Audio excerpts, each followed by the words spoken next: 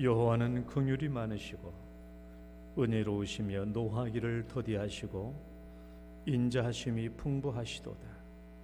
우리의 죄를 따라 우리를 처벌하지는 아니하시며 우리의 죄악을 따라 우리에게 그대로 갚지는 아니하셨으니 이는 하늘이 땅에서 높음같이 그를 경외하는 자에게 그의 인자하심이 크심이로다. 아멘. 사랑과 은혜가 많으신 하나님 아버지, 오늘도 저희들을 하나님의 품 안에 고이 품어주시고 주님 불러주셔서 하나님을 예배하며 찬양할 수 있도록 인도해 주신 은혜를 감사드립니다. 세상 가운데 버려두지 아니하시고 오늘도 우리의 입술을 모아서 주님을 찬양케 하시오니 감사합니다. 이 모든 예배를 하나님께서 기쁘게 받아 주옵소서. 예수님 이름으로 기도드립니다. 아멘. 찬송가 4장입니다.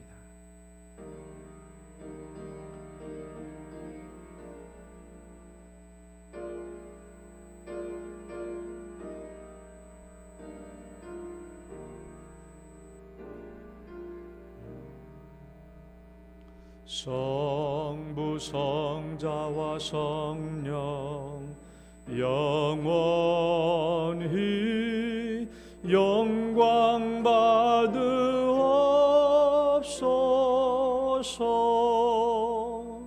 대초로 지금까지 또 길이 영원 무궁 성삼위께 영광. 아멘. 신앙 고백 드리겠습니다. 전능하사 천지를 만드신 하나님 아버지를 내가 믿사오며 그 외아들 우리 주 예수 그리스도를 믿사오니 이는 성령으로 잉태하사 동정녀 마리아에게 나시고 본디오 빌라도에게 고난을 받으사 십자가에 못 박혀 죽으시고 장사한 지 사흘 만에 죽은 자 가운데서 다시 살아나시며 하늘에 오르사 전능하신 하나님 우편에 앉아 계시다가 저리로서 산자와 죽은 자를 심판하러 오시리라. 성령을 믿사오며 거룩한 공예와 성도가 서로 교통하는 것과 죄를 사하여 주시는 것과 몸이 다시 사는 것과 영원히 사는 것을 믿사옵나이다. 아멘. 교동문 29번입니다. 시편 65편 말씀.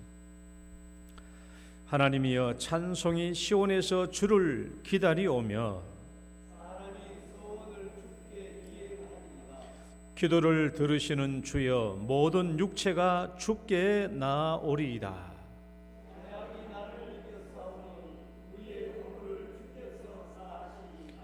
주께서 택하시고 가까이 오게 하사 우리가 주의 집 곧 주의 성전의 아름다움으로 만족하리이다.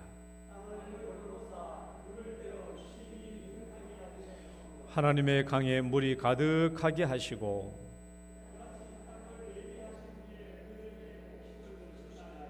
초장은 양떼로 옷 입었고 골짜기는 곡식으로 덮였음에 그들이 다 즐거이 외치고 또 노래하니이다. 아멘.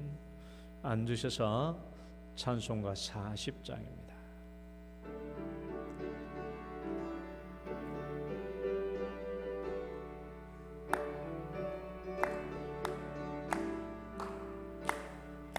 찬송으로 보답할 수 없는 큰 사랑 주님께 영광 할렐루야. 천재 자매 모두 함께 모여 찬송해 주님께 영광 할렐루야. 하나님의 자녀여 그게 찬송 부르며 밝고 거룩한 길로 기쁨으로 나아가 주의 보좌 앞으로 속히 들어가겠네.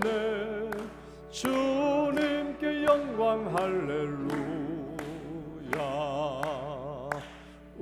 이 받은 주님 은혜 한량 없도다. 주님께 영광 할렐루야.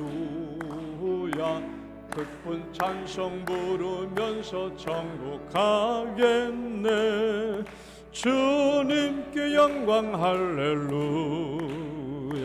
하나님의 자녀여 그게 찬송 부르며 밝고 거룩한 길로 기쁨으로 나아가 주의 보좌 앞으로 속히 들어가겠네. 주님께 영광 할렐루야. 잠시 후에 우리 모두 주를 보겠네. 주님께 영광 할렐루야. 영광스러운 보좌 위에 거룩하신 주 주님께 영광 할렐루야. 하나님의 자녀여 기쁜 찬송 부르며 밝고 거룩한 길로 기쁨으로 나아가 주의 보 앞으로 속히 들어가겠네. 주님께 영광 할렐루야. 만국 백성 천국에서 소리 높여서 주님께 영광 할렐루야. 영원토록 주의 공로 찬양하겠네. 주님께 영광 할렐루야. 하나님의 자녀여 그게 찬송 부르며 밝고 거룩한 길로 기쁨으로 나아가 그의 거 앞으로 속히 들어가겠네. 주님께 영광 할렐루야. 아멘. 손지른 장로님 기도 인도하시겠습니다.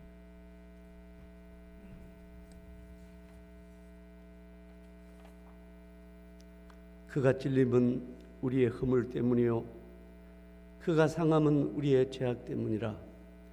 그가 징계를 받음으로 우리는 평화를 누리고 그가 채찍에 맞음으로 우리는 나음을 입었도다. 하나님 아버지 진심으로 감사드립니다. 방금 고백과 같이 나의 나된 것이 우리의 공로 아니요 예수 그리스도의 피값으로 주어진 하나님의 은혜임을 자주 망각하면서 살았습니다.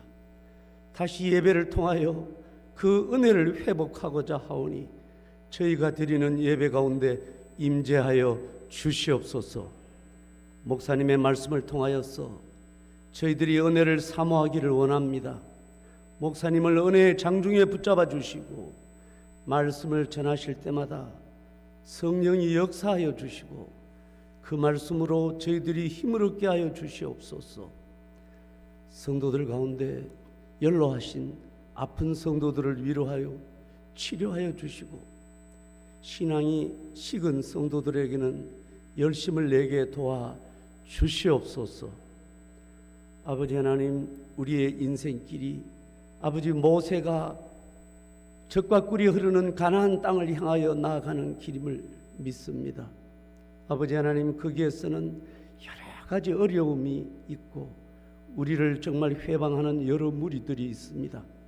그럴 때마다 회망문 여호와 앞에 나아가서 아버지 하나님 기도하였던 믿음의 선진들을 기억합니다. 우리가 날마다 아버지 하나님 회망문에 나아가서 여호와를 만날 수 있도록 도와주시고 기도로 만나게 도와 주시옵소서. 우리들 삶 가운데 구름 기둥으로 불 기둥으로 인도하여 주시고 요사와 갈렙 같은 아버지 하나님 믿음의 아버지 용사들이 영동교회를 통하여 많이 나타나게 도와 주시옵소서. 세상 가나안 문화는 아버지 하나님 휘어 축제와 같은 아버지 세상의 저급한 문화가 아버지 하나님 우리의 성결한 신앙을 해치고 있습니다. 아버지 하나님, 그 세상을 이길 수 있도록 세상을 역류할 수 있도록 주께서 이끌어 주시옵소서. 교회의 부흥을 위하여 새로운 직분자를 선출하게 하시고 그분들을 위한 금요기도회를 진행하게 하심을 감사합니다. 그분들뿐만 아니라 모든 성도들이 아버지 하나님 은혜 받게 하시고 하나님께 받았던 첫사랑을 회복하여 교회가 새롭게 되는 역사를 이루어 주시옵소서. 저희들이 누군가를 바라볼 때 예수 그리스도가 사람들을 바라볼 때의 눈빛으로 바라보도록 도와주시고 저희들과 눈을 마주치는 사람들이 저희들로 인하여 삶이 순수함을 꿈꿀 수 있도록 도와주시옵소서. 날마다 세미한 가운데 들려주시는 주님의 음성을 듣게 도와주시고 들숨과 날숨 간에 하나님의 숨결로 호흡하게 하시고 발걸음이 닿는 곳마다 사람들이 평화를 누리게 하여 주시옵소서. 주일학교를 축복하여 주시고 그들 모두가 예수 그리스도를 나의 구주로 영접하는 놀라운 역사를 허락하여 주시옵소서. 이 시간도 아버지 하나님 보이지 않는 곳에서 수고하는 온 성도들의 마음을 주님 주관하여 주시옵소서. 이 모든 말씀을 우리를 구원하시기 위하여 십자가에 돌아가신 예수님의 이름으로 기도드립니다. 아멘.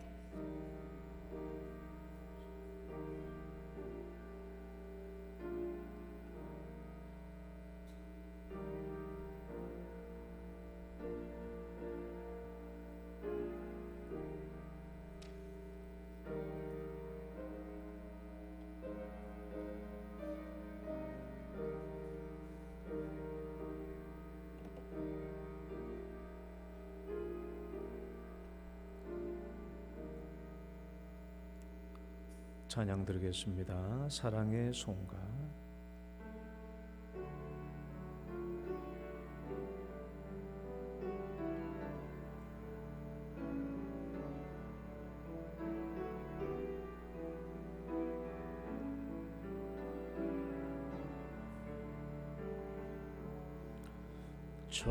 천사의 말을 하는 사람도 사랑 없으면 소용이 없고 심오한 진리 깨달은 자도 울리는 징과 같네. 하나님 말씀 전한다 해도 그 무슨 소용 있나.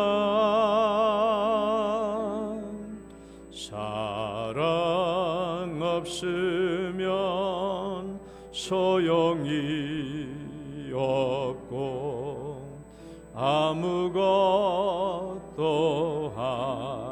아닙니다.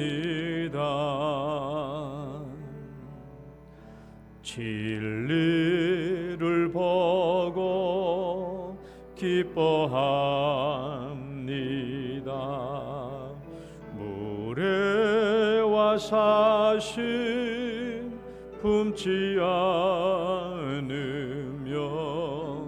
모든 것 믿고 바라는 자랑 모든 것 덮어주네. 하나님 말씀 전한다 해도 그 무슨 소용 있나. 사랑 없으면 소용이 없고 아무것도 아닙니다. 지금은 힘이 멍하게 보이나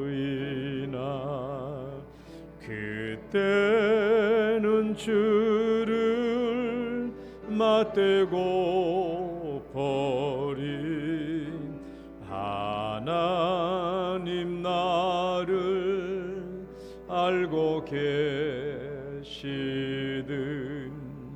우리도 주를 알리 하나님 말씀 전한다 해도 그 무슨 소용 있나 사랑 없으면 소용이 없고 아무것도 하나님 말씀 전한다 해도 하나님 말씀 전한다 해도 그 무슨 소용이 있나 사랑 없으면 소용이 없고 아무것도 아닙니다. 아멘. 오늘 주신 말씀 열왕기상 3장 16절에서 28절까지 보겠습니다. 열왕기상 3장 16절에서 28절까지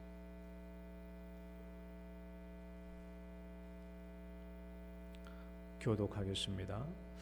그때 장기 두 여자가 왕에게 와서 그 앞에 서며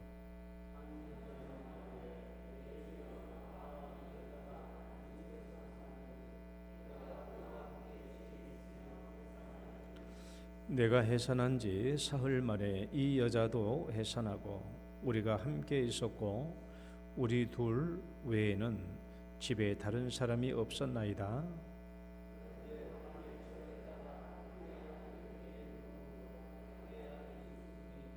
그가 밤중에 일어나서 이 여종 내가 잠든 사이에 내 아들을 내 곁에서 가져다가 자기의 품에 누이고 자기의 죽은 아들을 내 품에 뉘었나이다.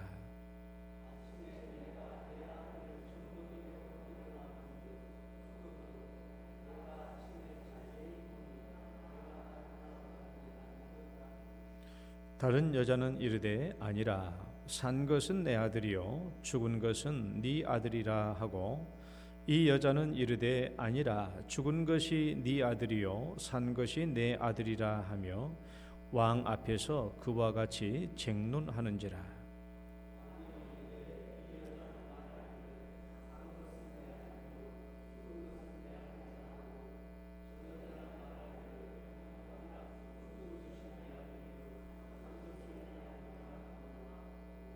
또 이르되 칼을 내게로 가져오라 하니 칼을 왕 앞으로 가져온지라.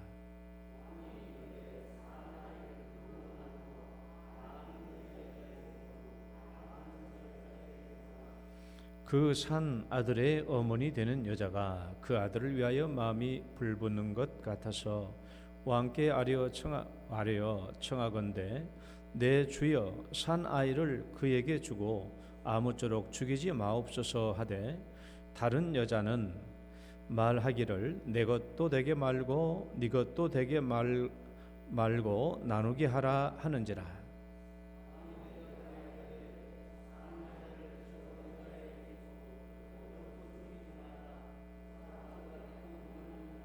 다 같이 온 이스라엘이 왕이 심리하여 판결함을 듣고 왕을 두려워하였으니 이는 하나님의 지혜가 그의 속에 있어 판결함을 범이더라. 아멘. 하나님 아버지 감사합니다. 오늘 또 하나님의 말씀을 우리가 함께 나눕니다. 이 말씀 속에 또 지혜가 있사오니 저희들에게 지혜와 명철을 주셔서 우리의 삶 속에 하나님의 자녀다운 지혜로운 삶을 살 수 있도록 축복하여 주옵소서. 예수님 이름으로 기도드립니다. 아멘. 할렐루야. 우리 옆 사람 축복합니다. 잘 오셨습니다. 주의 이름으로 축복합니다. 오늘 또 예배 자리에 올라오신 여러분 주의 이름으로 축복합니다. 오늘 본문은 우리 그리스도인만이 아니라 교회에 안 다닌 사람들도 다 아는 이야기죠. 그래요, 안 그래요? 아마 교회 다닌 사람은 모를 수 있어도 교회 안 다닌 사람은 다 알 정도로 그만큼 유명한 성경 말씀입니다. 그런데 이제 만약 여러분이라고 한다면, 만약 여러분이 솔로몬이었다면 여러분은 어떻게 이 문제를 판결했을 것 같아요? 물증도 없고 아무런 목격자도 없잖아요. 이것이 내 아들이라고 표시를 해놓은 것도 없고. 여러분 같으면 이 문제를 어떻게 해결하실 것 같습니까? 그러니까 지금은 유전자 검사지만은 그 옛날에는 유전자 검사가 없으니까 어떻게 하실 것 같아요? 요즘 우리가 새벽기도 요 본문을 지났거든요. 새벽기도 요 본문을 지나면서 제가 늘 이 본문을 보면서 늘 생각하는 게 그거죠. 야, 참 솔로몬은 진짜 현명하구나. 이게 진짜 하나님의 지혜가 그 속에 있구나.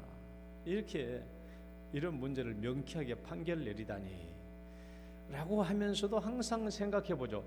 그러면 내가 그 솔로몬의 입장에 있었다고 한다면 내가 어떻게 이 문제를 해결했을까? 나도 똑똑하기로 소문난 사람인데 나 같았으면 어떻게 이 문제를 해결했을까? 저는 저 같았으면 이 문제를 솔로몬처럼 해결 안 했을 것 같아요. 그만한 지혜가 없으니까 나는 두 가지를 가지고 이 문제를 판별할 것 같아요. 첫 번째는 엄마들의 진술의 신빙성입니다. 뭐 그것밖에 없으니까, 주장밖에 없으니까 엄마들의 진술의 신빙성을 보고 누가 참말할 것 같은가, 누가 거짓말할 것 같은가 하는 것을 판단할 것 같아요. 그다음에 두 번째는요, 엄마하고 아기를 뚫어지도록 쳐다볼 것 같아요. 어디 닮은 구석이 있나? 그렇죠? 닮은 구석이 있나? 엄마 어딘가 닮은 데가 있겠지 뭐. 그래 막 엄마랑 아기랑 이쪽 엄마하고 뚫어지게 쳐다보고 이쪽 엄마하고 뚫어지게 쳐다보고, 이게 뭐 하루만 봐서는 안 되잖아요. 며칠 동안 두고 계속 보는 거예요. 그럼 오늘은 이 엄마 닮은 것 같고 또 내일 보면 또 이 엄마 닮은 것 같고 그러지 하지 않겠어요? 그래서 이 닮음의 요소는 내 혼자만의 판별로는 힘들잖아요. 그래서 세 번째는 신하들 100명을 모집해가지고 신하들을 보고 다 보게 하는 거예요. 자, 누구 닮았나, 어떤 엄마 닮았나 잘 체크해라. 그리고 투표하라고 하는 거예요. 만약에 신하들 보고 너희들 나중에 투표해가지고 적은데 투표한 사람들은 벌 받을 줄 알아라. 이렇게 얘기하면 막 신하들이 정신 바짝 차리고 정말 닮은 사람을 찾아서 투표하지 않겠어요? 그리고 최종적으로 결론은 투표를 많이 받은 쪽의 엄마의 아기다라고 판결할 것 같아요. 그게 제 생각이에요. 제가 할 수 있는 거. 내가 솔로몬의 입장이었다고 한다면 나는 그렇게 했을 것 같고, 아마 대부분의 사람들이 머리 좀 쓴다, 머리 좀 굴린다 하는 사람이 그렇게 판결하지 않았을까요? 근데 솔로몬은 우리하고 완전히 생각이 달랐습니다. 아주 생각이 달랐어요. 오늘 이 솔로몬의 재판을 제가 설교하는 이유가 있어요. 솔로몬처럼 훌륭한 법관이 되라는 말이 아닙니다. 오늘날 우리야 뭐 세상 법정에서 가려질 것이니까 우리가 가릴 일은 아니죠. 오늘 이 말씀을 통해서 우리가 배워야 될 게 있어요. 그것은 그리스도인으로서 지혜로운 삶, 지혜 있는 삶이죠. 따라해 봅시다. 지혜 있는 삶. 지혜 있는 삶을 살도록 하는 거예요. 오늘 솔로몬의 재판을 통해서 우리가 반드시 알아야 되고 그리고 반드시 살아야 될 삶이 지혜 있는 삶입니다. 지혜 있는 삶. 오늘날 우리가 지혜가 없기 때문에요, 자꾸 왈가왈부 싸우고 분쟁하는 문제가 많아요. 지혜가 없으니까 그래요. 지혜가 없으니까 왈가왈부하고 싸우는 문제가 많습니다. 분쟁하는 문제가 많고 논쟁하는 문제가 많아요. 그러나 지혜가 있으면 이런 분쟁과 논쟁이 깨끗이 사라집니다. 화평하고요, 행복하게 살 수 있어요. 오늘 제가 이 문제를 다루려고 하는 겁니다. 우리는 하나님의 주신 지혜로 살아가야 합니다. 따라해 봅시다. 우리는 하나님의 주신 지혜로 살아가야 한다. 저는 중요한 이 오늘 설교의 명제입니다. 하나님의 주신 지혜로 살아가야 돼요. 오늘 성경 말씀은요, 그것을 우리에게 말해주고 있어요. 이제 한번 봅시다. 자, 그렇다면 우리 주변에 왜 자꾸 분쟁의 문제가 발생할까요? 왜 분쟁의 문제가 발생할까? 오늘 여기 있는 이 두 엄마의 싸움은요, 분쟁이에요. 분쟁이에요. 우리가 살고 있는 이 시대도 얼마나 싸움과 분쟁이 많은 줄 모릅니다. 이 분쟁의 문제가 왜 발생하느냐? 여러분, 이 두 엄마가 아기를 놓고 서로 내 아기다라고 이렇게 주장하고 있잖아요. 이 분쟁의 문제는 그냥 여러분 아기에 관한 문제라고만 생각해서는 안 돼요. 이 아기에 관한 문제, 쉽게 말하면 이 신생아를 바꿔치기 하는 이 문제는 상징적인 거예요. 실제 문제이기도 하지만 오늘날 우리에게는 이런 일은 안 일어납니다. 뭐 일어날 수도 있죠. 산부인과 가가지고 아기가 이렇게 바꿔치기 된 경우가 많은데 터무니없이 많은 경우도 네덜란드에 있는 어떤 산부인과에서는 아기가 100명 정도가 뒤바뀌었어. 100명 정도. 가정이 풍지풍파하지 않았겠어요? 아버지가 아무리 봐도 내 아들이라니까 아들인 것 같은데 아무리 봐도 자기를 안 닮은 거야. 아무리 봐도 아닌 것 같아. 그래서 유전자 검사를 해보니까 아버지하고 전혀 일치가 안 되는 거예요. 그래서 이 사실을 아내한테 통보하고 이제 이혼을 했죠. 아니다 이거. 부인은 아니라는 거예요. 그 당신 애기라는 거예요. 당신 애기. 분명히 당신 애기라고. 자기는 외도를 해본 적이 없다라는 거예요. 그러고 뭐 결과가 이렇게 나왔으니까 그냥 이혼한 거죠. 그럼 나중에 이 부인이 아무리 생각해도 나는 외도한 적이 없어. 그래서 자기하고 아들하고 유전자 분석을 해보는 거야. 그러니까 엄마하고 아들도 아무런 유전자 일치가 없어. 그래서 이 문제는 어디예요? 산부인과 문제. 그래서 산부인과 가가지고 이 문제 해보니까 아기가 바꿔진 거예요. 그때 전후로 해가지고 애들이 무려 100명이나 뒤바뀌어진 거예요. 오늘날에는 뭐 이런 문제가 있을 수. 그러나 여러분, 이 성경에 나와 있는 이 문제, 야 이게 죽은 게 네 얘기고 살아있는 게 내 얘기다 하는 이 신생아 바꿔치기 문제는 오늘날 우리에게는 직접적으로 일어나는 문제는 아닙니다. 이 문제가 상징적으로 우리에게 나타내주는 의미는 뭐냐 그러면요, 겉으로 보면 명료하게 드러나지 않는 문제, 겉으로 보면 네가 맞는지 내가 맞는지 알 수 없는 문제, 명료하게 드러나지 않는 문제, 그러니까 명백하게 알 수 없는 문제, 겉으로 보면 표면적으로 보면 명료하게 알 수 없는 그런 문제에 대한 논쟁입니다. 논쟁이고, 오늘 3장 22절 말씀 보면은 뭐라고 그래요? 앞에 보고 읽어봐요. 3장 22절. 그와 같이 논쟁하는지라. 시작. 그와 같이 논쟁하는지라. 왕 앞에서 논쟁을 했어요. 겉으로 표면적으로 알 수 없는 문제. 여러분, 왜 논쟁이 일어납니까? 논쟁이 일어나는 이유는 딱 한 가지. 알 수 없거든요. 누가 맞는지 도대체 알 수 없어요. 그러니까 논쟁이 일어나는 거예요. 그러나 반드시 이 두 사람 중에 한 사람은요, 거짓이에요. 두 사람 중에 한 사람은 거짓이에요. 여러분, 이 거짓된 여자가 지은 죄를 한번 나열해 볼래요? 한번 찾아봐요. 잘 생각 안 하죠.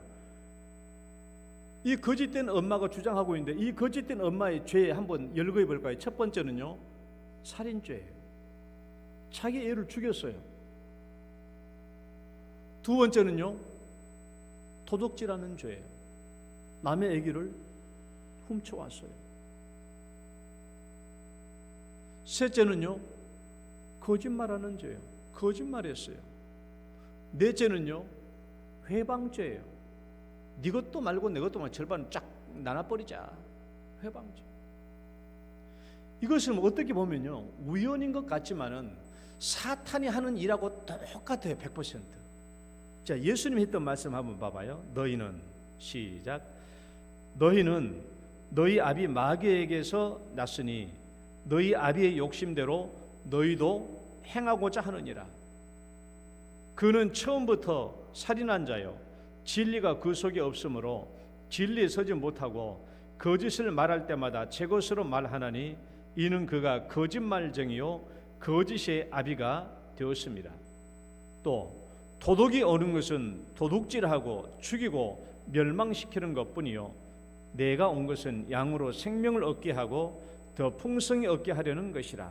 또 그러므로 내가 너에게 이르노니 사람의 모든 죄와 회방은 사심을 얻되 성령을 회방하는 것은 사심을 얻지 못하겠고 하는 이 성경의 말씀들을 보면요, 이 거짓 엄마가 하는 일은 사탄이 하는 일하고 똑같아요. 100%. 이것이 우연의 일치일 것 같아요? 그거 아니에요. 우리가 명백하게 겉으로 표면적으로는 네가 맞는지 내가 맞는지 알 수 없기 때문에 사람들이 스스로 이것을 자기가 옳다라고 주장합니다. 그러나 반드시 이 거짓된 사람에 서 있는 사람은요, 사탄의 유혹 속에 있는 것과 똑같다라는 사실을 우리는 알아야 돼요. 진위 여부를 제3자가 알 수 없는 문제라고 해서 논쟁을 일삼고 있지만은, 그러나 여기는 반드시 거짓된 자가 있고 여기는 사탄과 연루된 자가 있다는 것을 알아야 돼요. 우리는 그리스도인으로 할 수만 있다면 하나님의 손길 역할을 해야 되고 또 천사의 손길 역할을 해야 되잖아요. 근데 그걸 그렇게 하지 못하고 사탄의 유혹을 받아가지고 거짓된 논쟁 속에 뛰어들고 있다면 이게 얼마나 뼈아픈 일입니까? 여러분 생각해 봐요. 오늘 이 거짓된 엄마 때문에 진짜 엄마의 마음고생이 얼마나 심하겠어요? 전혀 마음고생하지 않아야 될 문제인데 이 진짜 엄마는 마음고생이 심한 가운데 있는 거예요. 누구 때문에? 저쪽 편에 있는 이 거짓된 엄마 때문에 이 마음고생이 심하게 일어나고 있는 것이죠. 만약 우리가요, 논쟁 속에서 내가 참이 아니라면, 내가 진짜가 아니라면 나는 다른 편을 괴롭게 하는 것이고 다른 편을 고통스럽게 한다는 것을 기억해야 돼요. 우리가 왜 논쟁하는가? 우리가 왜 논쟁을 일삼는가? 첫 번째 문제가 뭐라고요? 이 문제가 겉으로 안 드러나. 누구도 알 수 없어. 이것이 네 얘기인지 누구 얘기인지 몰라요. 겉으로 명료하게 드러나지 않기 때문에 사람들이 논쟁에 뛰어듭니다. 그러나 여기는 반드시 뭐가 있다고요? 한편은 거짓이라는 거예요. 거짓인 사람은 그냥 거짓이 아니에요. 사탄의 유혹과 사탄의 손아귀에 있다는 것을 기억해야 돼요.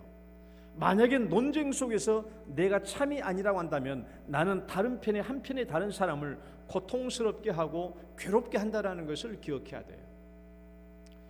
자, 우리가 분쟁을 일삼게 되는 두 번째 이유가 있어요. 자, 읽어볼까요? 2번 읽어봐요. 시작.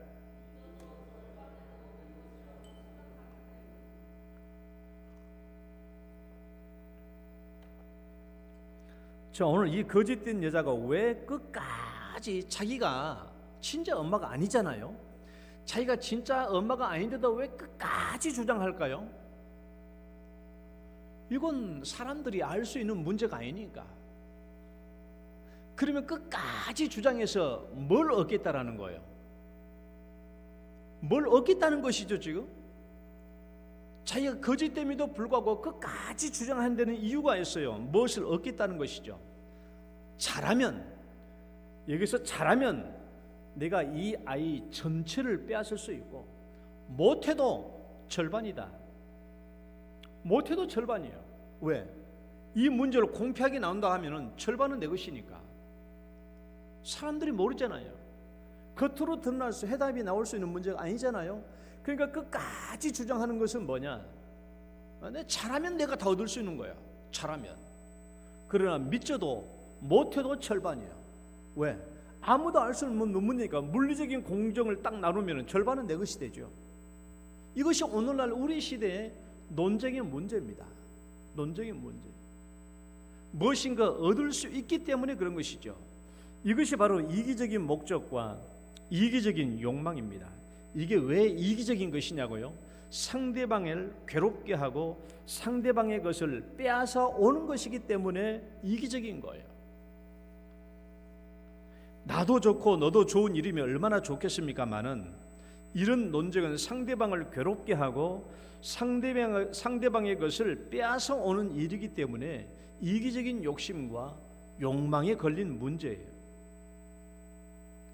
아무리 믿져도 절반을 얻을 수 있기 때문에 끝까지 주장하는 겁니다. 그래서 이 여자 봐요. 절반씩 나누자니까 나누자. 네 것도 말고 내 것도 말고 절반씩 나누자라고 말하지 않아요. 이것이 오늘날 우리 시대의 논쟁이에요. 우리 시대에 일어나는 대부분의 논쟁들이 그래요. 왜 끝까지 논쟁하냐? 내가 잘못인 줄 알면도 불구하고 끝까지 논쟁하는 이유는 내가 믿져도 절반을 얻을 수 있으니까. 내가 잘하면 다 빼앗아올 수도 있고, 믿져도 절반을 얻을 수 있으니까 우리가 이런 논쟁에 끼어드는 거예요. 만약에 이 논쟁을 통해서 내가 거짓으로 쉽게 드러날 수 있는 문제라고 한다면 절대 뛰어들지 않죠. 네가 잘못했잖아. 네 잘못이 금방 들통날 수 있는 문제라면 누가 뛰어들어요? 안 뛰어들어요. 그리고 이 논쟁을 통해서 내가 얻을 게 하나도 없다면 누가 뛰어듭니까? 안 뛰어들어요. 그러나 왜 이런 문제에 뛰어듭니까? 내 잘못이 내 거짓 때문에 쉽게 드러나지 않아요. 그리고 나는 믿져도 절반 이상은 가져올 수 있어요. 그러니까 논쟁에 뛰어드는 겁니다. 이것이 논쟁을 일으키는 두 번째 이유예요. 논쟁을 일으키는 세 번째 이유가 있어요. 읽어봐요. 시작. 심판받게 될 일이라고 생각하지 않기 때문에 그래요. 여러분, 오늘 이 분쟁을 발생하는 세 번째 이 거짓된 엄마 주장을 생각해봐요. 이 거짓된 엄마가 이 아기가 자기 아기라고 주장을 해요. 그런데 만약에 말입니다. 만약에 내가 거짓된 자로 들통나게 생기면은 내가 큰 처벌을 받는다라고 생각했다면 이 문제에 뛰어들지 않겠죠. 내가 만약에 이거 주장했다가 내가 만약에 거짓으로 드러나게 됐을 게 큰 심판을 받게 된다, 감옥에 들어가야 된다, 막 그렇게 생각하고 믿었다면 이 분쟁에 뛰어들지 않죠. 그러나 뛰어드는 이유가 뭐냐? 이렇게 한다고 할지라도 내가 심판받을 일이 없다라고 생각하니까 뛰어드는 거예요. 심판받을 일이 없다, 나는 심판받지 않을 것이다라고 생각하니까 이 논쟁적인 문제에 뛰어드는 것입니다. 거짓된 주장을 계속해. 그래서 심지어 왕 앞에서까지 이렇게 거짓된 논쟁을 벌이는 이유는 내가 절대로 이 일로 인해서 심판받지 않을 것이다 라고 생각하는 거예요.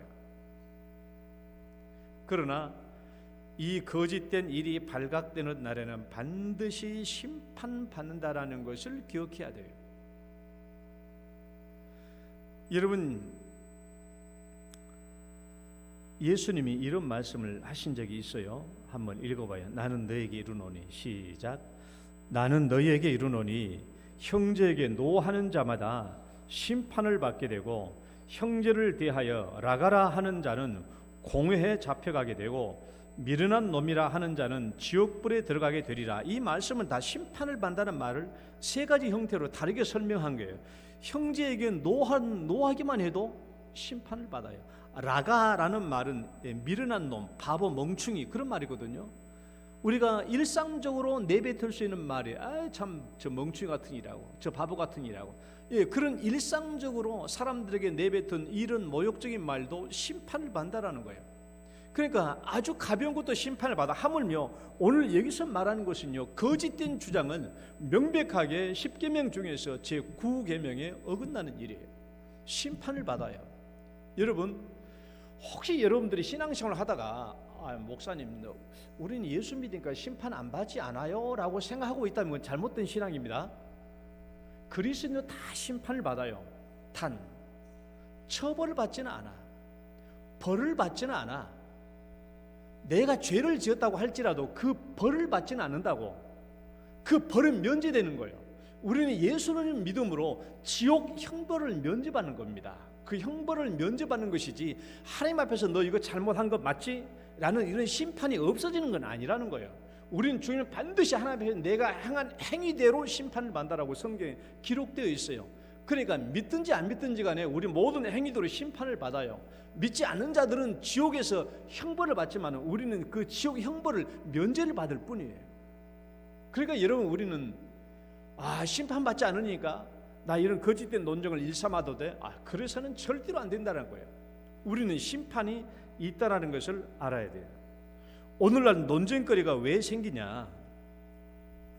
내가 심판을 받지 않을 거라고 생각하기 때문에 논쟁을 일삼을 때가 많아요.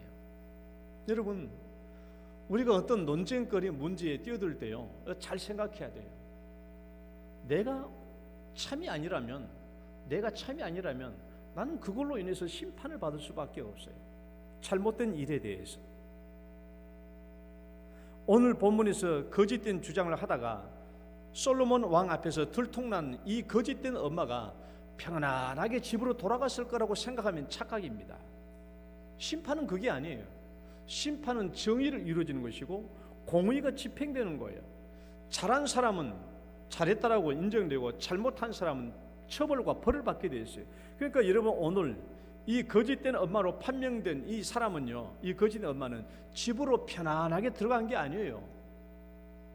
법의 정의의 심판을 받고 공의의 집행을 받아서 그는 감옥을 갔든지 아니면 처벌을 받든지 그 둘 중에 하나가 이루어졌을 것입니다. 솔로몬의 이 판결을 통해서 우리가 명백하게 알아야 될 것이 뭐냐? 반드시 심판이 있다. 따라해봐요. 반드시 심판이 있다. 그러니까 야, 이거 모르겠지, 이거 모를 거야, 이거 아무도 모르는 일이야 하면서 논쟁과 분쟁에 뛰어들어서는 안 된다라는 거예요. 솔로몬 왕 앞에서 드러나지 않을 게 없잖아요. 완벽하게 드러나요. 아무리 사람들이 숨기려고 해도 완전히 드러납니다. 그러니까 이 솔로몬 재판이 우리에게 얘기해 주는 게 뭐냐 그러면 완전한 재판은 반드시 이루어진다라는 거예요. 그러니까 내가 거짓된 것을 숨기고 뭘 주장하려고 해서는 안 돼. 반드시 심판은 있어요. 그것도 그 심판도 완전한 심판이에요. 하나님이 완전히 알아요. 이런 나중에 예수님이 백보자 심판 안에서 우리를 모두 심판하신다고 했을 텐데, 여러분, 예수님께서 복음서에 보면 뭐라고 그랬어요? 솔로몬보다 더 큰 이가 여기 있다라고 말하지 않았냐고요. 예수님이. 솔로몬도 지혜로운 건 맞아요. 그러나 솔로몬보다 더 큰 예수님이라고 했거든요. 더 지혜롭고 천지 만물을 창조하시고 모든 것을 아시는 예수님께서 온전한 심판을 하지 않으실 리가 없죠.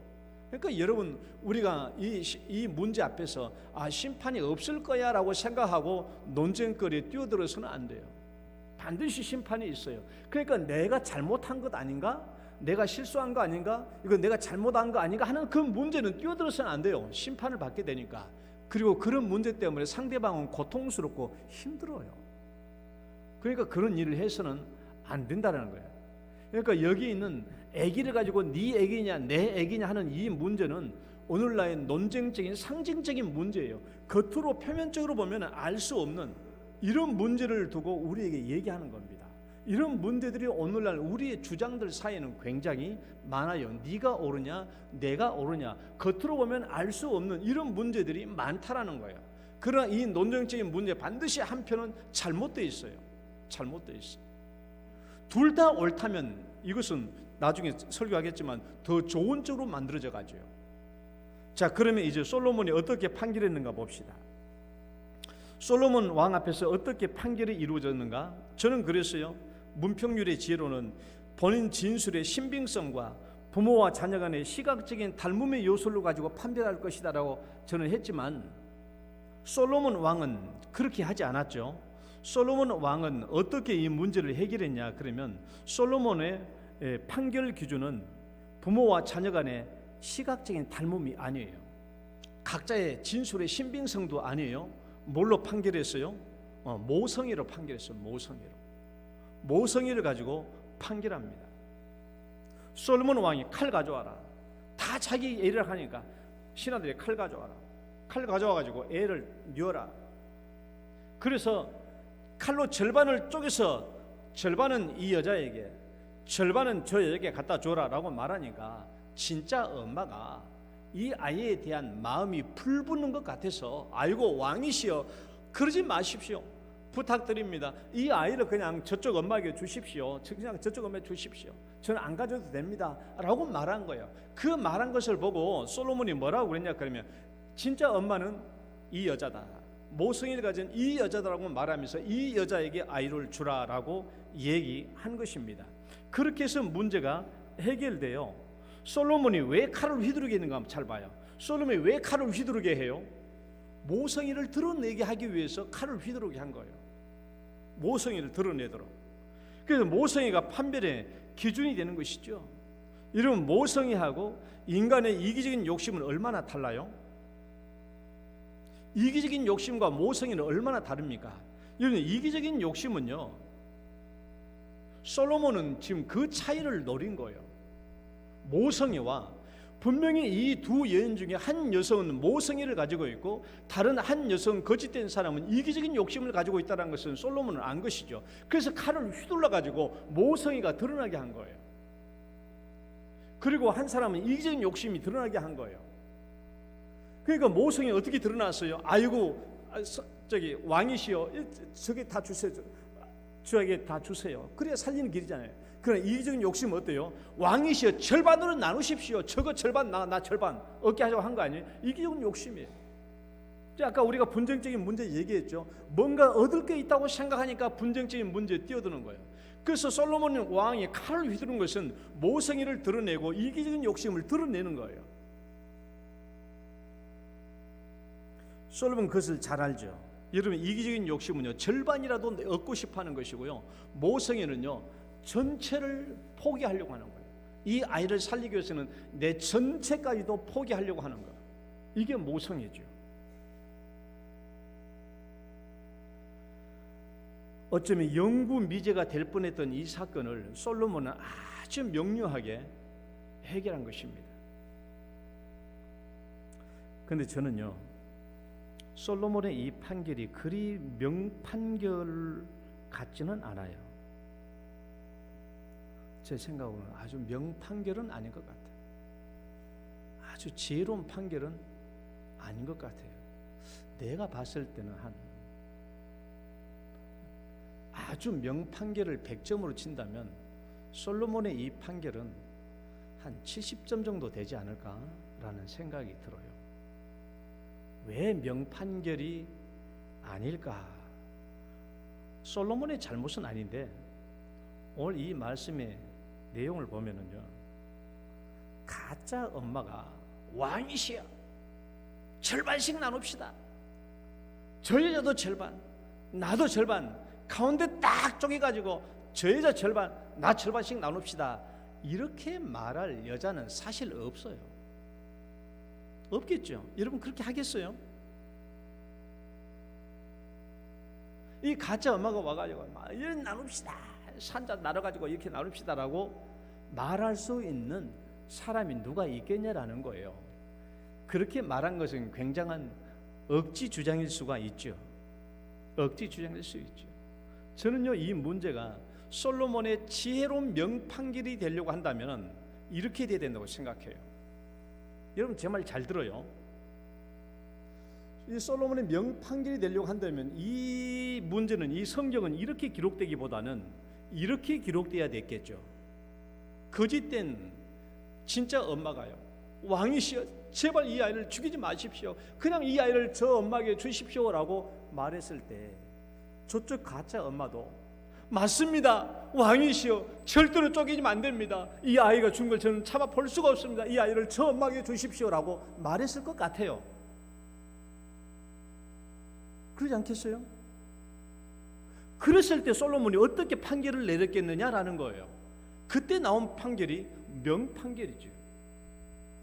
솔로몬은요, 칼을 휘둘러 가지고 모성애를 나타내려고 했는데, 이쪽 엄마도 모성애를 나타내고 이쪽 엄마도 모성애를 나타내고 둘 다 눈물 찔찔 자고 저기 서로에게 주라고 얘기하면은 어떻게 돼요? 솔로몬이 당황할까요? 자기는 칼을 휘둘러 가지고 모성애를 드러내서 이 문제를 해결하고 있는데, 이쪽 여자도 모성애로 이쪽 여자도 모성애를 나타내니까 그럼 어떻게 판결해야 돼요? 나는 이게 진짜 판결의 상황이라고 생각해요.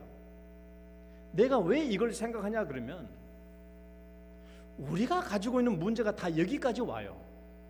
우리 중에 싸우는 문제가 다 이 지점까지 온다고. 다 자기 모든 사람이 다 내 신앙, 다 신앙을 위해서 한다고 그렇게 말하거든요. 다 하나님을 위해서 내가 이렇게 말한다고 그래요. 그 다 신앙을 내세워가지고 이렇게 문제한다고 말하는 거예요. 나도 신앙의 목적을 내놓고 이렇게 나도 나 신앙을 위해서 이렇게 한다. 이거 참 교회를 위해서 나도 이렇게 한다. 자기도 교회를 위해서 이렇게 한다고 하니까요.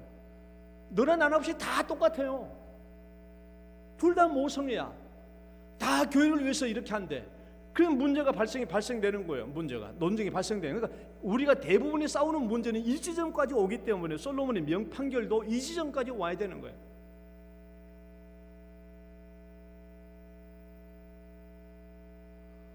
솔로몬은 칼을 휘둘러서 모성애를 드러내고, 그래서 모성애 참 엄마와 이기적인 욕심의 가짜 엄마를 구별하려고 했는데, 그러면 한 단계 더 올라와서 두 엄마가 둘 다 참된 모성애를 가진 엄마처럼 서로에게 주라고 하면 솔로몬의 지혜는 이제 한계에 부딪혔을까요?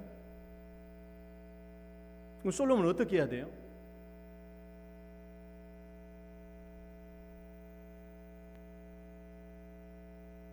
솔로몬 어떻게 해야 돼요?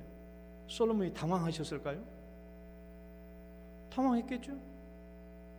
자기는 모성애를 드러내가지고 딱 한 판에 끝내려고 했는데, 둘 다 엄마처럼 저기 해주라고 여기 주라고 하니까 솔로몬이 어떻게 해야 돼요? 근데 붕 떠야 돼요? 아니요, 똑같아요. 문제는 똑같아요. 해결도 똑같고요, 문제 똑같아요. 여전히 솔로몬의 지혜는 100점짜리가 맞아요. 제가 한 가지만 상황을 더 설정했을 뿐이에요. 이때야말로 이제 솔로몬은 진짜 칼을 휘둘러야 되죠. 신하들에게 서로 저기에 주라고 했을 때는 솔로몬은 절반을 딱 쪼개서 양쪽에 공평하게 이제 분배해야 되죠. 그래서 이제 솔로몬이 신하들에게 칼을 내리쳐라라고 했을 때 진짜 엄마가 어떻게 나타나겠냐 보시라고. 진짜 엄마는요, 튀어나와가지고 아기를 덮치면서 왕이시여 차라리 나를 죽일지라도 이 아이는 좀 살려주십시오라고 애원하지 않겠냐고. 진짜 엄마는 이 아기를 위해서 목숨까지도 바칠 수 있는 거예요.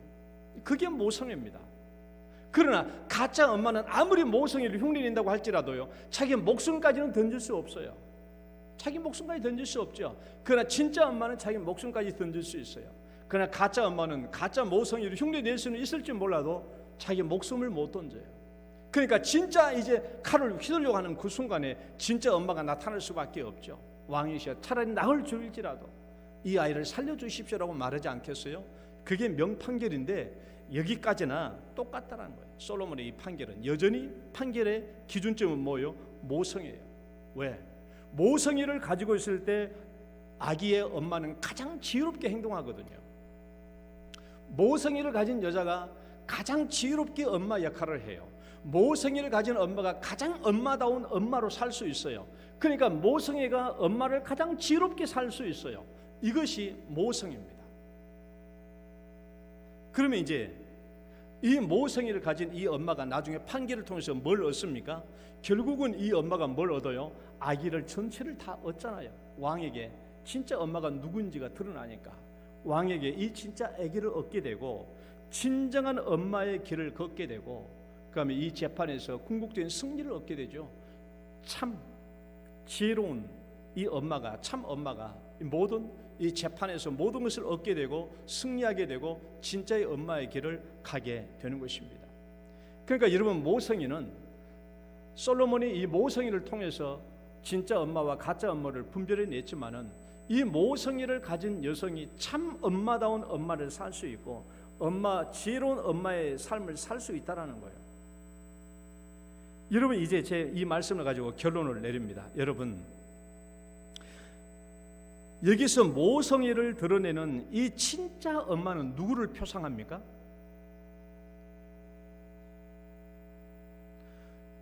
이 모성애를 가진 진짜 엄마는 누구를 표상해요? 지혜롭게 살아가는 그리스도인을 표상합니다. 오늘 우리가 지혜롭게 살아가는, 지혜 있게 살아가는 그리스도인을 표상하는 거예요. 거짓된 엄마는요, 사탄의 손아귀에 있는 잘못된 이기적인 욕망 속에 있는 사람을 대표하지만은 이 참 모성애를 가지고 살아가는 이 엄마는요, 그리스도인, 하나님의 지혜를 가지고 살아가야 되는 우리 그리스도인을 예표해요. 그러면 생각을 해봐요. 이 애기 엄마는 모성애를 가지고 있을 때 참 엄마다운 삶을 살 수 있고 가장 지혜로운 엄마의 삶을 살 수 있다고 한다면, 오늘날 그리스도인은 모성애가 아닌 무엇을 가지고 있어야 가장 지혜롭게 살 수 있을까요?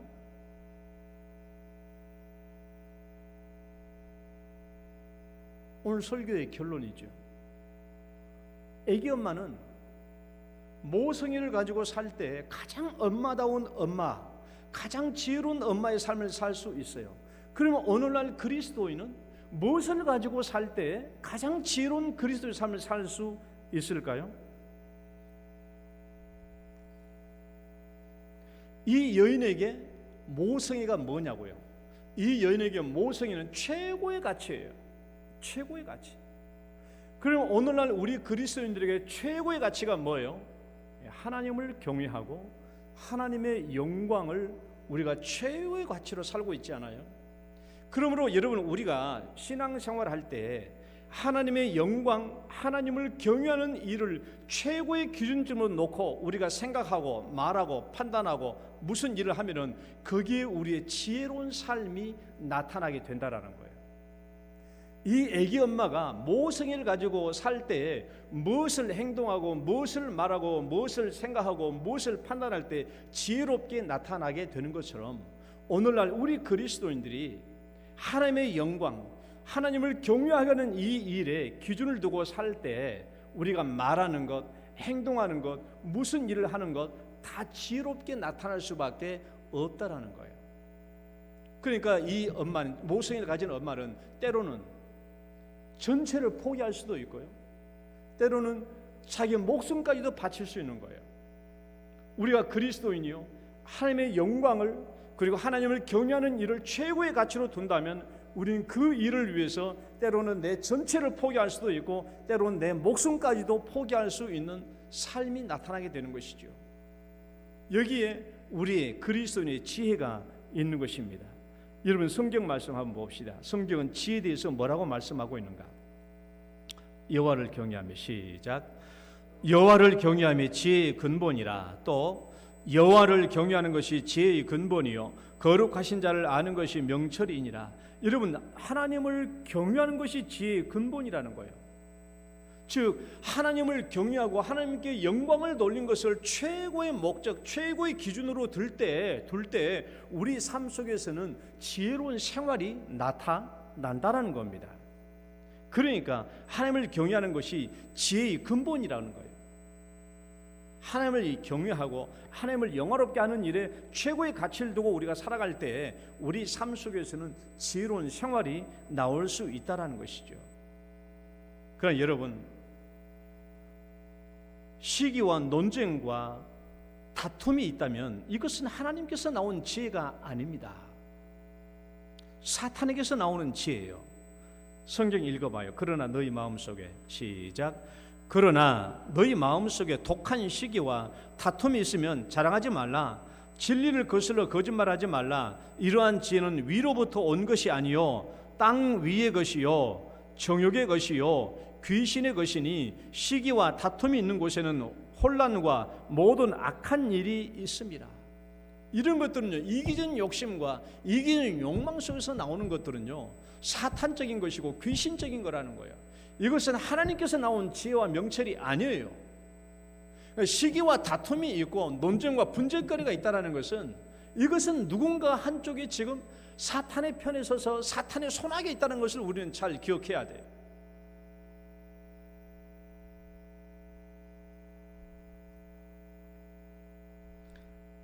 잘하면 전체를 빼앗고 최소한 믿어도 절반 이상을 얻을 것이라는 생각은 사탄이 주는 생각이에요. 우리는 그거 벗어나야 돼요. 그렇게 하면 안 됩니다. 지혜 있는 삶이 어려운 것일까요?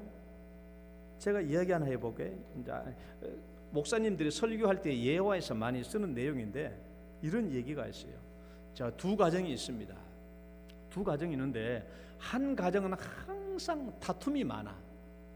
한 가정은 항상 평화롭고 분위기가 좋아요. 자, 이 두 집안에 둘 다 며느리를 얻었어요. 나도 이제 우리 시온이가 시집가다 보니까 자꾸 이제 이런 쪽에 조금 눈이 많이 가더라고, 이야기도. 자, 두 집안에 며느리가 다 들어왔는데요. 자, 한쪽 집안은 어떤 집안이라고요? 아주 그냥 싸움과 다툼이 많아. 어떤 집안은 늘 화평하고 분위기가 좋아요. 자, 다툼이 많은 그 가정에 한 며느리가 들어갔어요. 며느리가 들어갔는데 처음에 밥을 했는데 밥을 그만 태우고 말았어요. 밥 태울 수도 있죠. 밥 태우고 말았어요. 그랬더니 시어머니가 며느리 보고 너는 어째 시집 오면서 밥 짓는 거 하나 못 배우고 시집 왔냐고 막 구박을 했어요. 그러니까 며느리가 좀 화가 나잖아요.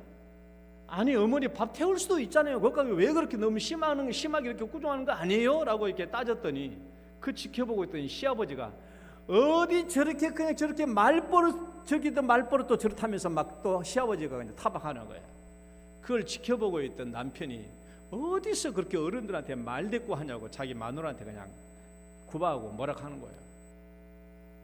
그런데요, 그 분위기 좋은 그 집에서도 며느리가 가는데요, 밥을 태웠어요. 똑같이 밥을 태우는데요, 그 시어머니가 뭐라고 말하냐 그러면 아이고 아가 미안하다, 내가 그냥 밥솥에 물을 너무 적게 내가 물을 넣어가지고 그냥 타고 말았구나 라고 말한 거예요. 그 말을 듣고 있던 시아버지가 하는 말이 아이고 야 아가야 미안하구나, 내가 장작을 잘게 쪼개야 되는데 내가 그냥 장작을 너무 굵게 쪼개가지고 불이 세가지고 밥이 타고 말았구나 라고 말한 거야.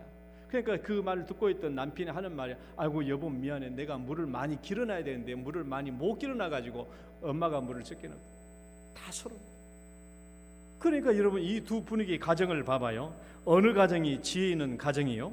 어느 교회가 지혜 있는 교회예요? 어떤 사람이 지혜 있는 사람이요? 여러분 이렇게 사는 게 어려운 일인가요? 어려운 일이 아니에요.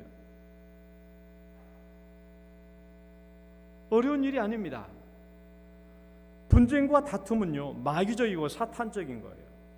그러나 화평하고 양손하고 위로하고 격려하는 것은요 하늘에서 온 지혜입니다. 자, 말씀 이거 보고 맞춰요. 읽어봐요. 오직, 큰 소리로 읽어봐요. 시작. 오직 위로부터 난 지혜는 첫째 성결하고, 다음에는 화평하고 관용하고 양손하고 긍휼과 선한 열매가 가득하고 편견과 거짓이 없나니 화평하게 하는 자들은 화평으로 심어 의의 열매를 거두느니라. 여러분 우리가 하나님을 영화롭게 하고 하나님을 경유하는 이것을 최고의 가치를 두고 산다면 우리가 이 땅에서 나오는 삶의 열매들은요 성결하고 화평하고 서로 관용하고 양순하고 긍휼과 선한 일이 충만하고 이런 일들이 나타난다는 거예요. 그러나 하나님을 경외하는 것이 아니고 하나님을 영원롭게 하는 것이 아니고 자기 욕망과 자기 욕심을 최고의 가치로 두고 산다면 이 밥 태운 며느리를 타박할 수밖에 없고 구박할 수밖에 없죠. 그래서 오늘 우리는 지혜롭게 사는 일, 애기 엄마는 모성애를 가지고 살 때 가장 엄마다운 엄마의 삶을 살 수 있고요, 엄마로서의 가장 지혜로운 삶을 살 수 있어요. 오늘 우리 그리스도인들이 가장 지혜로운 삶을 살 수 있는 길은요 하나님을 경외하고 하나님을 영화롭게 하는 일에 최고의 가치를 두고 살 때 우리 지상에서 우리의 삶이 이런 서로 사랑하고 양손하고 서로 관용하고 용서하고 이런 삶이 우리에게 나타날 수 있다라는 거예요. 여러분 이런 지혜로운 삶을 살아가는 우리 성도 되시기를 축원합니다. 하나님 아버지 감사합니다. 솔로몬의 이 재판을 통해서 우리가 어떻게 지혜로운 삶을 살 것인지에 대해서 함께 말씀을 나누었습니다. 하나님, 우리가 하나님을 경외하고 하나님께 영광을 돌리는 삶을 최고의 가치를 두고 지혜롭게 살아가는 저희들 되게 하여 주옵소서. 예수님 이름으로 기도드립니다. 아멘. 찬송가 366장입니다.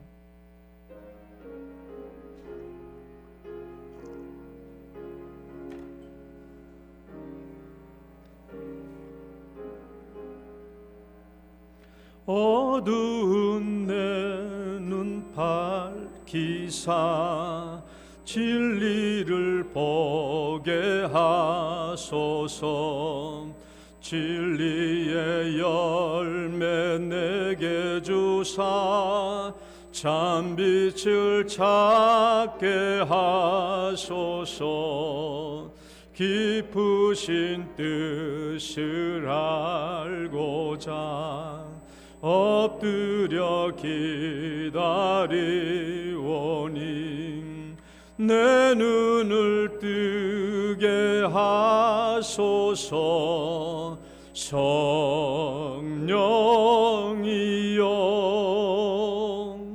막혀진 내 귀 여시사 주님의 귀한 음성을 이 귀로 밝히 들을 때에 내 기쁨 한량 얻겠네.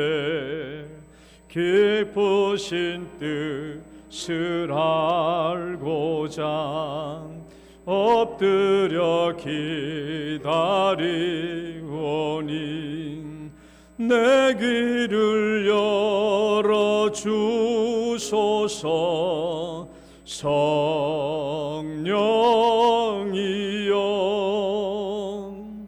봉해진 내 입여시사 복음을 널리 전하고 차가운 내 맘 녹여주사 사랑을 하게 하소서. 깊으신 뜻 알고자 엎드려 기다리오니 내 입을 열어주소서. 성령이여. 아멘. 아버지 감사합니다. 오늘도 주 앞에 나오면서 주님께서 우리에게 은혜와 복을 베푸신 대로 11조의 예물과 또 감사 예물과 일천번제 예물과 성교 구제 건축 헌금 주 앞에 올립니다. 이 모든 예물 주님이여 큰 기쁨과 영광으로 거두어 주시옵소서.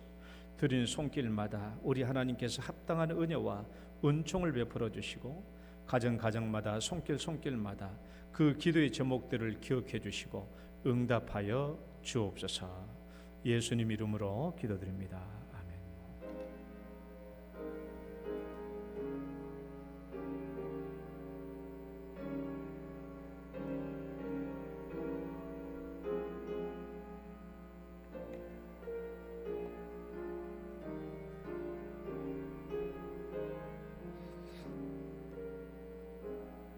교회 소식 잠시 보겠습니다. 오늘 오후 예배는 대청부 헌신 예배로 드립니다.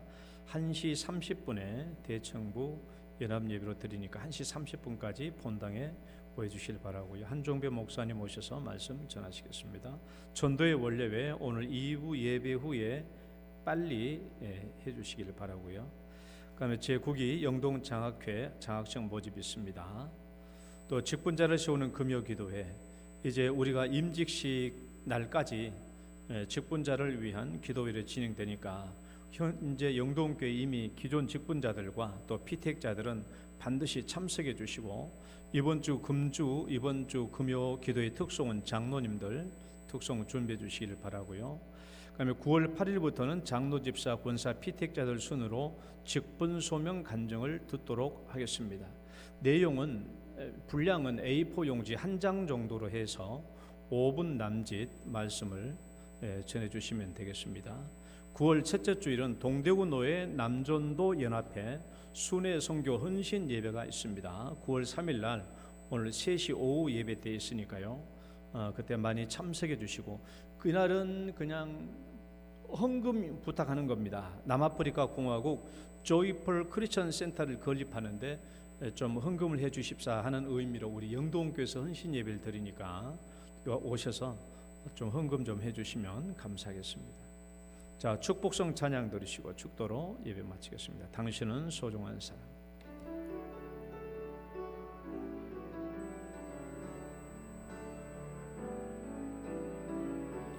당신은 소중한 사람, 당신은 존귀한 사람, 이 세상에 하나뿐인 당신은 내게 너무나도 소중한 사람. 그런 당신을 사랑해요. 그런 당신을 축복해요. 사랑받기에 합당한 당신을 주의 이름으로 사랑함, 주 이름으로 축복합니다. 주의 이름으로 축복합니다. 이제는 우리를 죄악 가운데서 구원해 주신 우리 구주 예수 그리스도의 은혜와 하나님 아버지의 극진하신 사랑과 성령님의 교통하심이, 하나님을 경외하고 하나님께 영광을 돌리는 삶을 최고의 기준으로 삼아 지혜 있는 그리스도인의 삶을 살기를 소원하는 우리 모든 성도들 위해 이제로부터 영원토록 함께 있을지어다.